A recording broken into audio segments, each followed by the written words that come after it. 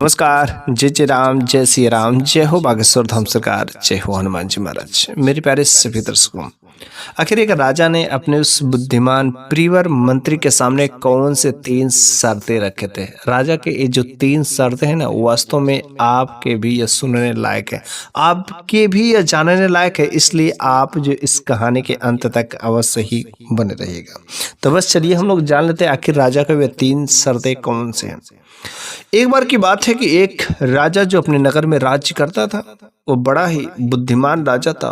उसके शोहरत से, उसके कार्य से सभी जो लोग प्रसन्न रहते थे। लेकिन जो उस राजा का एक मंत्री था, जो राजा का बहुत ही खास मंत्री था, और उस राजा को अपने उस मंत्री पर बड़ा ही भरोसा था, क्योंकि वह मंत्री बहुत ही बुद्धिमान था। कोई भी काम करता तो राजा अपने बिना उस मंत्री से पूछे नहीं करता था, इसलिए राजा को उस मंत्री पर बड़ा ही भरोसा था। लेकिन राजा ने क्या किया कि एक बार अपने राजकोष में, अपने जितने धनकोष में पैसे थे, सबका वह जो है लिखा पढ़ी किया, रेख देख किया, कैलकुलेशन किया कि आखिर कितने पैसे खर्च हुए, कितने पैसे आए, कितने रकम आए गए, कुछ सच सारा का सारा वह लेख जो किया, तो जिसमें से 10,000 सिक्के जो है अंतर मिले, अर्थात 10,000 सिक्के कम हो रहे थे। अब राजा ने अपने जो खास मंत्री था उससे कहा कि बताओ आखिर 10,000 सिक्के कहाँ चले गए। तो उस मंत्री ने कहा, देखिए महाराज, आपसे छुपने छुपाने की बात मैं नहीं करने वाला हूँ। आपकी मान सम्मान हमेशा बना रहे, आपका जो हमेशा हर तरीके से वर्चस्व ऐसे ही बना रहे, जिसकी वजह से इस राज दरबार में जो भी लोग आते थे, कोई गरीब, कोई भिक्षुक, कोई याचक, अगर आप नहीं रहते थे, किसी वजह से आप नहीं उन्हें सहायता कर पाते, तो मैं जो है उन्हें कुछ जो है सिक्के दे करके मैं मदद कर देता था, जिसकी वजह से आपका वर्चस्व हमेशा बना रहे। बस हमेशा मैं आपकी ही कामना करता रहा। तो राजा ने कहा, क्या तुमने 10,000 सिक्कों को वैसे ही लुटा दिया, वैसे दे दिया? क्या तुम बातें कर रहे? अरे तुमने को कभी मुझसे पूछना भी तो चाहिए। उसने कहा, महाराज आप इतने काम में व्यस्त रहते ही हैं, तो मैं आपसे इस छोटी सी चीज पर मैं क्या चर्चा करूं। उसने कहा, चाहे छोटी हो चाहे बड़ी हो, बिना मेरे अनुमति के तुमने दिया कैसे? अब इसके तुम दंड के भागी बनोगे। उसने कहा, ठीक है महाराज, आप जो भी दंड देना चाहेंगे दे सकते हैं। फिर जो है उसको ले जाकर के जेल खाने में मंत्री को बंद कर दिया गया। बंद करने के बाद राजा ने विचार किया कि अगले दिन इस मंत्री को फांसी दे दी जाए। लेकिन फिर से वह विचार करता है कि नहीं, मेरा खास मंत्री, इसके सामने कुछ प्रश्न रखे जाए, कुछ प्रस्ताव रखे जाए। अगर वो उन कंडीशन को, उन शर्तों को नहीं पूरा कर पाएगा, तो फिर जो इसे फांसी की सजा दे दी जाएगी, क्योंकि इसने मेरे खिलाफ काम किया। राजा वह रात्रि के समय में अपने मंत्री के पास में जाता है जेल खाने पर, और उससे कहता है कि देखो मंत्री, तुमने जो किया है यह गलत है, और इसके बदले जो तुम्हें फांसी की सजा अब सुनाई जाएगी, क्योंकि दोबारा कोई ऐसी हरकत ना करे। मेरे चुपके से, मेरे बिना अनुमति के कोई भी काम करने लगेगा तो फिर बच जाएगा तो मुश्किल है, इसलिए सबको सबक मिलना जरूरी है।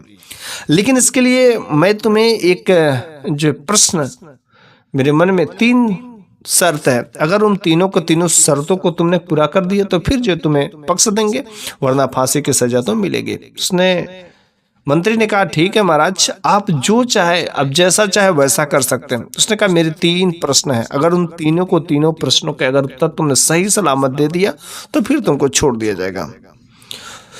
तो राजा ने कहा, ठीक है, कल दरबार में आना और दरबार में ही पूछा जाएगा। फिर से राजा का दरबार लगा, और उस दरबार में उस मंत्री को ले गया और वहां पर राजा ने सभी लोगों के सामने पहला प्रश्न किया। राजा ने मंत्री से पूछा कि देखो राजा, कि देख, एक नहर था, और एक नहर में एक आदमी की जो पत्नी, वो जो स्नान कर रहे थे, उसे बहुत ही गुस्सा लगा, और उस आदमी ने अपने पत्नी से कहा, देखो, अगर तुम इस नदी, इस नहर में अगर रहोगी तो भी मैं तुम्हें तलाक दे दूंगा, और अगर इस नहर से तुम पानी से बाहर आई तो भी मैं तुम्हें तलाक दे दूंगा। लेकिन फिर भी उसे तलाक नहीं हुआ। तो फिर राजा ने अपने उस मंत्री से पूछा था, बच्चा बताओ आखिर तलाक क्यों नहीं हुआ, वह तलाक क्यों नहीं दे पाया। तो मंत्री कुछ देर शांत रहा, अपना दिमाग दौड़ाया, आखिर क्यों नहीं। तो फिर मंत्री काफी सोच विचार करने के बाद कहा, देखिए महाराज, वह औरत थी और वह नहर में स्नान कर रही थी। उसने कहा, हाँ नहर में तो स्नान कर रही थी। तो तब तक अचानक पानी आया होगा जोर का, या वह जो औरत जो डूबने का उसी समय बहाना बनाने लगी होगी, और जैसे डूबने का बहाना बनाई होगी तुरंत, चूंकि वह आदमी था, उसकी पत्नी थी, तो इतना तो मोह माया, इतना तो इंसानियत रहेगा ही रहेगा। और जैसे डूबी वह आदमी तुरंत कूद करके अपने पति को बचा करके बाहर लेकर आया। बल्कि वह अपने खुद तो बाहर आई नहीं, बल्कि उसके पति ने, उस आदमी ने ही अपने पति को बाहर निकाल करके लाया, जिसके वजह से अब उसे तलाक नहीं दे सकते, क्योंकि वो अपनी मर्जी से तो आई नहीं थी।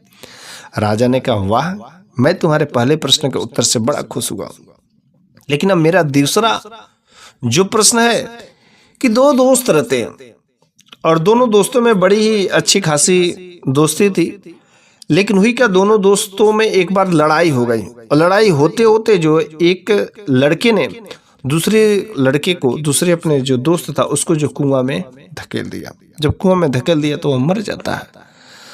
मरने के बाद जब अगले दिन उसमें कुएं में उसकी लाश को देखी जाती तो वह लाश गायब थी। फिर वह लड़का जब 16 साल का हुआ तो स्कूल में एक और लड़के से दोस्ती हो जाती है। जब दोस्ती हो जाती है तो उससे भी लड़ाई हो जाती है, और फिर जब उसको भी उस कुएं में धकेल देता है, लेकिन फिर से अगले दिन वो लाश गायब रहती है। वो लड़का 25 साल का हुआ और 25 साल के होने के बाद उसे एक लड़की से प्यार हो जाता। प्यार होने के बाद शादी होती है और शादी होने के बाद धूमधाम से घर में रहते हैं। लेकिन एक दिन उस पति और पत्नी के बीच में नोक झोंक हो जाती है। फिर से वह लड़का अपनी पत्नी को ले जा करके कुएं में धकेल देता है फिर से, लेकिन अगले दिन देखता है कि वह लाश गायब हो गई रहती है। कुछ समझ नहीं आता है। लेकिन जो उस लड़का का इकलौता एक भाई था, फिर से एक दिन ऐसा हुआ कि उसे अपने भाई के साथ ही कुछ ऐसी नोक झोंक हो गई और लड़ाई झगड़ा हो गया। और लड़ाई झगड़ा में हाथापाई करते करते उसके भाई का सर जो दीवार से जोर का टकरा गया, सर फट गया और वहीं पर वो गिर करके मर गया। फिर वह लड़का उसको ले जा करके कुएं में फेंक देता है, लेकिन इस बार वह लाश नहीं गायब होती। आखिर क्यों? तो मंत्री बेचारा बड़ा ही सोच में पड़ गया। आखिर हर बार गायब हो जाते थे, लेकिन क्यों हुआ? तो मंत्री ने काफी सोच विचार करने के बाद राजन से कहा कि देखो, जो उसका भाई था, उस लड़के का भाई बड़ा ही हमदर्द था। वो अपने बड़ा ही छोटा जो भाई था उसका रखवाला था, और वो कोई भी गुनाह करता था, वो नहीं चाहता था कि कोई गुनाह किसी लोगों के सामने आए। वो कुएं से लाश निकाल करके, डेड बॉडी को निकाल करके फिर उसे दफना देता था। लेकिन जब बड़ा भाई को ही उसने मार दिया, मर गया, तो फिर उसकी लाश को कौन जो छुपाएगा? राजा ने कहा कि ठीक, तुमने दूसरे प्रश्न का भी उत्तर बहुत ही सरलता से और बहुत ही सावधानी से दिया, लेकिन बस एक और जो मेरा आखिरी सवाल है, अगर तुम इस मेरा आखिरी सवाल का उत्तर दे दोगे तो फिर तुम्हें उस सजा से मुक्त कर दिया जाएगा। उसने कहा, जी राजन, पूछिए, क्या आपके सवाल है? उसने कहा, आपके सामने मैं 4 औरतों को मैं खड़ा करता हूँ, और 4 औरतें, एक गैर शादीशुदा है, एक शादीशुदा है, एक गर्भवती है, और चौथा जो है बच्चे वाली है, दूध पिलाने वाली माँ है।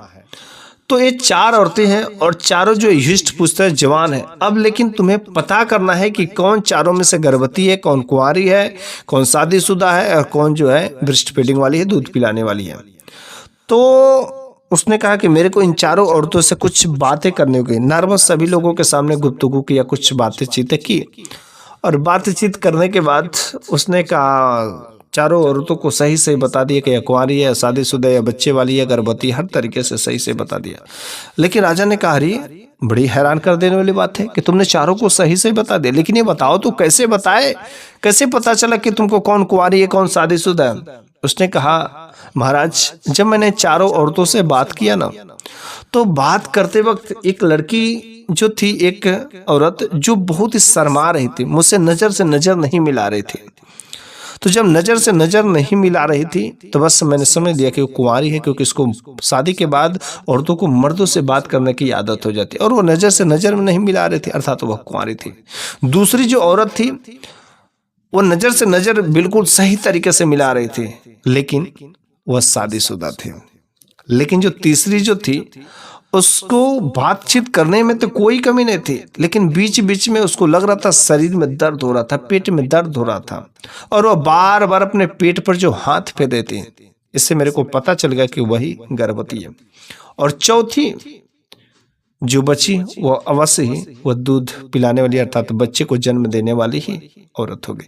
इस तरीके से 4 औरतों को मैंने भली बात सही तरीके से मैंने पता किया। महाराज, अब आपको अगर ये प्रश्नों के उत्तर सही सलामत लगे होंगे तो फिर जो आप अपना काम करिए।